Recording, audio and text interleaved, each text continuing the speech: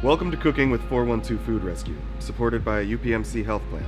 In each episode, you'll get a quick, simple, family-friendly recipe that is both nutritious and delicious, using ingredients you can find in any grocery store. Each recipe includes options for customizing it to your personal tastes and feeds up to 4 people. Join us at the Good Food Project, 412 Food Rescue's kitchen, to see what we're creating today. Welcome back. Today we are with Jen from Sprezzatura Cafe, and she is going to make us a feast of meatballs.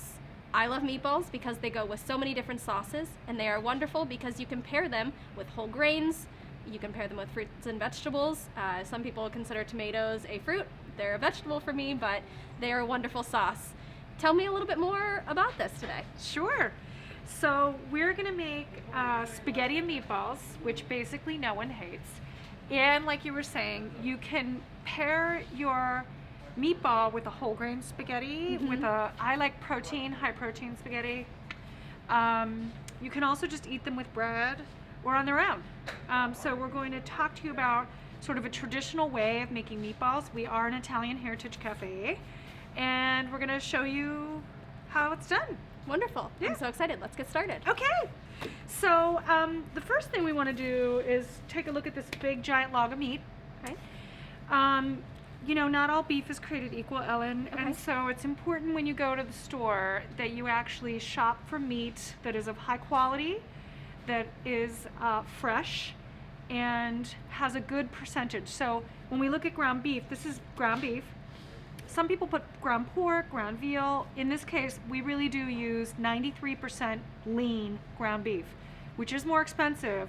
And so sometimes people like to buy the cheaper meat, but guess what? Cheaper isn't always as good for you because you have more fat and it's not as healthy. So here at Sprezzatura, we actually make our meatballs with 93% lean ground beef. So Great. this is roughly, we cut a 5-pound, we call them chubs in the restaurant industry, in half. So this is about a 10 pounds, so this is about 5 pounds. Okay.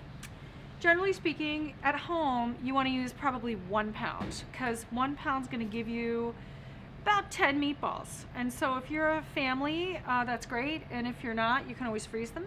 Wonderful. So in this case, we've 5 pounds, and we're going to use 4 eggs. We get our eggs locally here from our friend Kevin, who has a chicken farm in Sarver.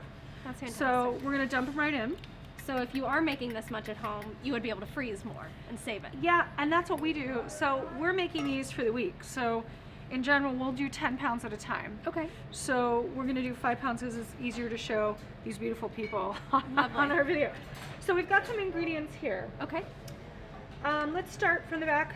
So we've mixed in here, which is common in the restaurant world, garlic salt, and pepper.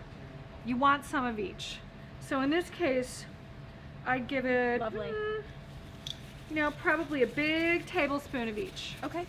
So again, teaspoon of each for your 1 pound, that'll do you good. These are seasoned breadcrumbs. You don't have to go crazy with breadcrumbs. Breadcrumbs can be made from any dry bread. You can make them in your food processor at home. It's very economical, healthier for you. I've done that with the crust of bread. If I'm not using it for something, I'll make You some save it. breadcrumbs after the. Yeah. I'll save it. I'll freeze it, and then I'll make them, and then I have a storage container in my freezer. This is perfect. Yes. And so you can also just put them in as a Ziploc bag. You can do whatever you want. So in this case, we're going to do a big handful.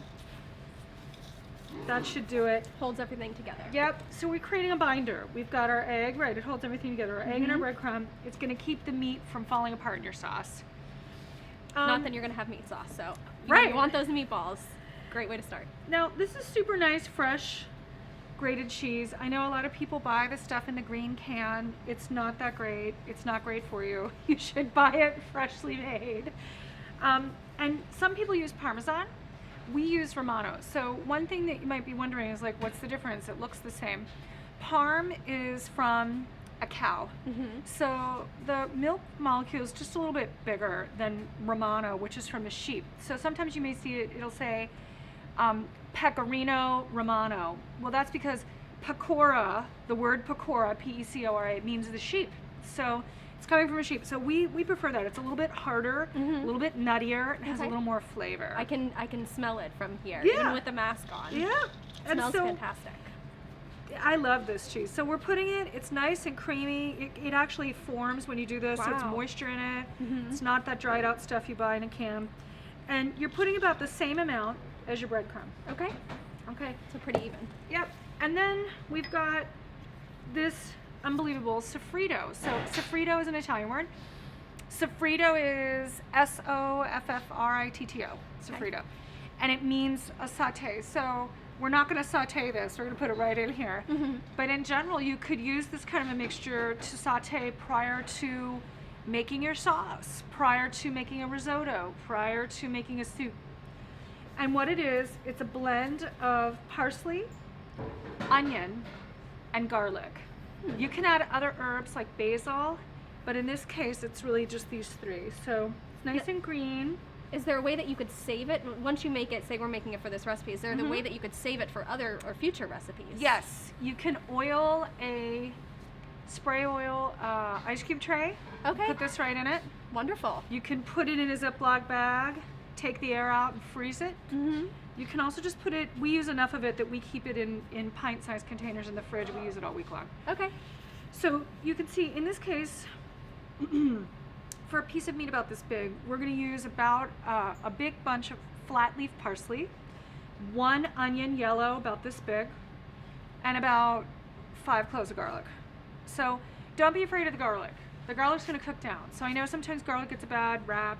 It's not a bad thing. It's good. It's good. it's actually great nutrition-wise as well. Great for Is it? digestion. Oh, yeah, it's fantastic. So, Wow. and it's a vegetable, so even And better. it's a vegetable. I know people think it's an herb. It's not. Well, a it's an vegetable. herb, but it's a vegetation. So So we're going to put this right in here. adds a plant-forward approach to our meatballs. And then we're going to get into it. So I've got my gloves on, right? So we're going to mix it all up. And you really need to keep, with this much meat, flipping it. To add everything in, make sure it's well mixed. Exactly. And you can smell everything that we just described. I can really smell the cheese.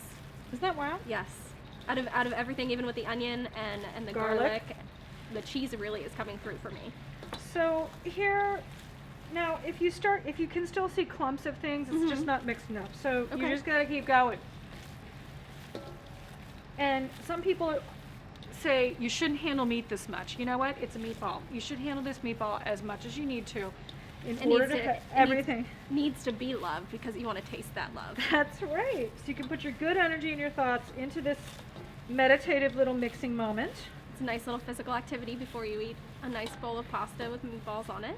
Now, one thing that's interesting is we started out and there was a bunch of moisture at the bottom of the pan, Mhm. right? The pan. Yes. And you could see how it's all been soaked up with those breadcrumbs. See how it's all really Yes. tight now. Mm-hmm. So don't be fooled into thinking that it's too loose or too moist until Okay. you're done doing this. And then you're going to make your meatball. Now, in this case, we make our meatball about this big. So one thing that's interesting that we should talk about is if you have a pound of meat Mm-hmm. and you make 10 meatballs, so we've got these other ingredients. So it's not just a pound of meat by itself. Mm-hmm. A person's not going to eat 5 meatballs. That's a half a pound, right? Yes. But a person might eat a half-pound hamburger. Yes. So you can see how we kind of overeat a little on the meat department. So when you make your meatball, know that they're going to shrink a little. Mm-hmm. So you have to think how big. I like my meatball right about this big, maybe a little So it smaller. kind of fits in the palm of your hand. In mine, yep. Okay. Okay, it's nice and formed. And we're just going to make them all. Okay.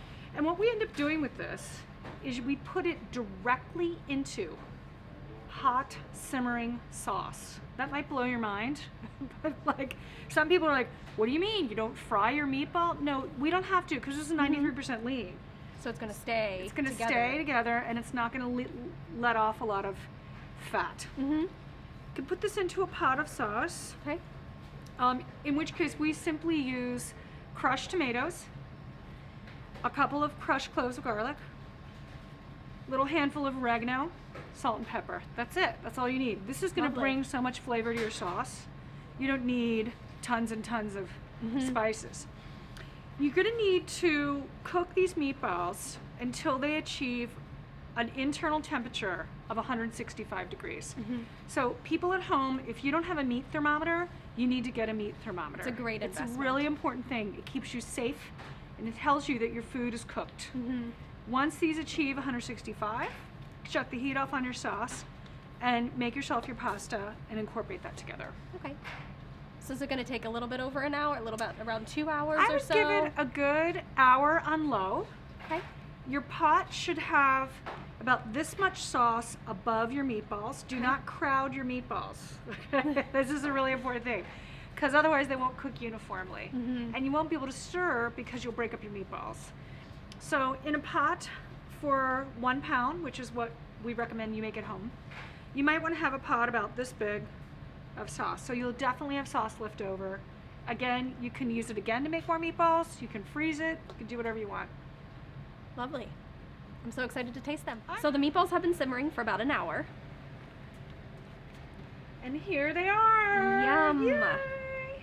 They smell fantastic. Yeah, so nice and bubbly sauce. No sticking or burned bottom of the spinach. And not overwhelmed by meatballs, so they all cooked evenly. Yeah, we tempt them, which means we took the thermometer, we put it right in the meatball, and it said 165. Shut off the heat, we're ready to go. Great. We made ourselves, today we made some pasta here. We stained it with a little sauce. This is a little trick so that your pasta doesn't all clump up. Don't you hate that? You drain your pasta and it goes, yeah. Well this, we're not doing it that way. We do it this way and it's nice and springy. It's a great way to then refrigerate it later to have Yes. extra. So then again, it doesn't stick together. All right, so you can see it's nice Perfect. together. We're gonna, now one thing I did want to point out, people put ladles in pots of sauce with meatballs. This is deadly to meatballs. Use a big spoon and you won't mash up and screw up your meatballs. It's great. You took the time to make them. You want to make sure that you're taking the time to enjoy them in the way that you did. That's right. So I'm gonna put on some sauce. I like 2 meatballs per serving. I think it's appropriate. And as you said, good portion sizing. So we're Right. not over portioning our meat protein part of this meal. That's right. This is over portion carbs all day long. This is just our beautiful, what we would give someone if they came to eat here. People want to eat that in a restaurant. But this is a good portion for at home. This is an at-home portion, and we want This is a take half home portion. That's right. Beautiful. So adding the cheese that you used in the meatballs earlier. Lovely. I'm so excited to try. Thank you so much, Jen. Thank you. Thank you, Chef Jen from Sprezzatura Cafe. This looks absolutely delicious. I'm pretty sure I could survive on spaghetti and meatballs. It is such a wonderful, hearty winter meal, and it is also a nice thing whenever you need a change up during the warmer months. Nutritionally, we know that the beef is high in protein, it's also high in iron, and when you add the sauce, specifically a tomato sauce, it adds vitamin C, which helps our body absorb the iron. So there's a lot more nutrition than what it just looks like. And if you add something like a whole grain noodle or a vegetable noodle, then you're just adding a little bit more. I hope that you and your family enjoy this as much as I'm going to. Absolutely delicious. Enjoy. I hope you enjoyed today's demo. For more information about the Good Food Project and 412 Food Rescue, please visit our website. Find the recipes in the comments below, and please subscribe to our YouTube channel.